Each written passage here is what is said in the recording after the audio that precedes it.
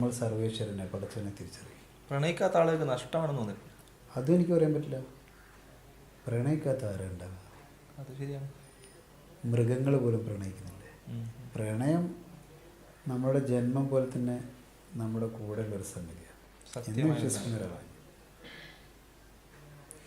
അപ്പോൾ ഈ പ്രണയവും വിരഹവും സന്തോഷവും സങ്കടങ്ങളും ഭക്തിയും ഒക്കെ നിറഞ്ഞിട്ടുള്ള ഒരുപാട് പാട്ടുകളൊക്കെ മലയാളികൾക്ക് സമ്മാനിച്ചതൊക്കെ അവിടെ കേട്ടെ. പ്രിയമുള്ളവരെ, ഇത് കണ്ടും കേട്ടും കൊണ്ടിരിക്കുന്ന ഒരാളോട്, ഞാനൊരു സാഹിത്യകാരനല്ല, ഒരു വാഗ്മിയല്ല, ഒരു എഴുത്തുകാരനല്ല, ഒന്നുമല്ല.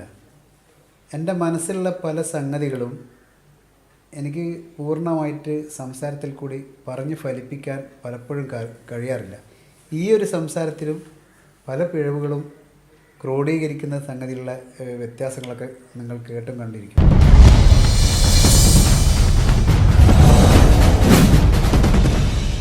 അതുകൊണ്ട് ദയവ് ചെയ്തിട്ട് എല്ലാവരും, ഞാൻ എൻ്റെ ഹൃദയം തുറന്നാണ് അബ്ഷർ ഭായിയോട് സംസാരിച്ചത്.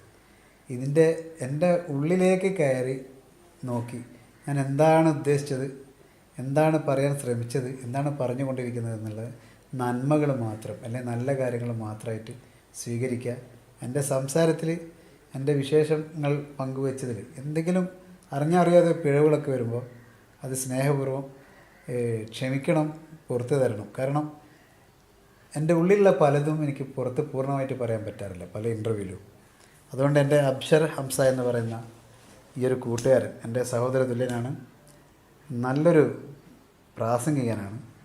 അദ്ദേഹം ഈ ഒരു ചാനലിൻ്റെ വക്താവോ ആരുമല്ല.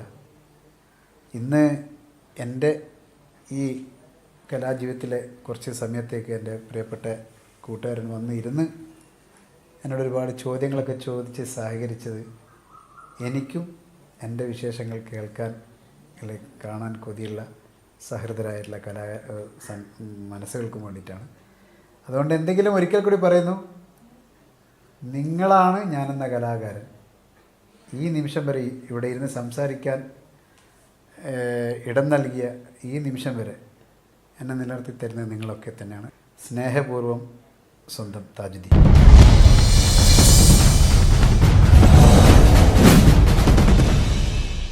താജുക പറഞ്ഞതുപോലെ ഈ പിഴവുകളും ഒക്കെ അദ്ദേഹം പറയുന്നുണ്ടെങ്കിൽ പോലും നമുക്കൊക്കെ ഈ കലാകാരന്മാരോട് ഒരുപാട് സ്നേഹമാണ് മനസ്സിൻ്റെ ഉള്ളിൽ. അപ്പോൾ സ്നേഹമാണ് എല്ലാം, സ്നേഹമെല്ലാം സഹിക്കും, സ്നേഹമെല്ലാം പൊറുക്കും, സ്നേഹമാണ് അഖില സാരമൊഴിയിൽ എന്ന് പറഞ്ഞതുപോലെ ഇതൊക്കെ ഒരു കൊടുക്കൽ വാങ്ങലുകളാണ്.